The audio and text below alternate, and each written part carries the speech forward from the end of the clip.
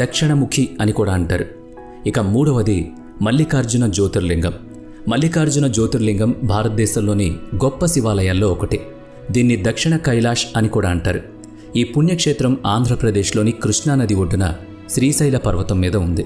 అన్ని జ్యోతిర్లింగాల్లో ఇది ప్రత్యేక జ్యోతిర్లింగం. ఇక్కడ శివునితో పాటు పార్వతీదేవి కూడా నెలవై ఉన్నారు. 5 శక్తిపీఠాల్లో మల్లికార్జున జ్యోతిర్లింగం కూడా ఒకటి. సతీదేవి శరీరంలో నుంచి తెగిపడిన భాగాలు భూమిపై పడిన ప్రదేశమే శక్తిపీఠం అని నమ్ముతారు.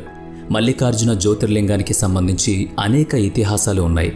అయితే శివపురాణంలోని కోటి రుద్ర సంహిత ప్రకారం ఒకసారి శివుడు మరియు పార్వతీదేవి తమ కుమారులైన గణేశుడు మరియు కార్తికేయులకు వివాహం చేయాలని నిర్ణయించుకున్నారు. అయితే ముందుగా ఎవరికి వివాహం చేయాలి అన్న దానిపై చర్చ జరిగింది. ఈ లోకాన్ని ప్రదక్షిణ చేసి ఎవరైతే ముందు తిరిగొస్తారో వారికి ముందుగా వివాహం జరుగుతుందని శివుడు సూచించాడు. ఇది విన్న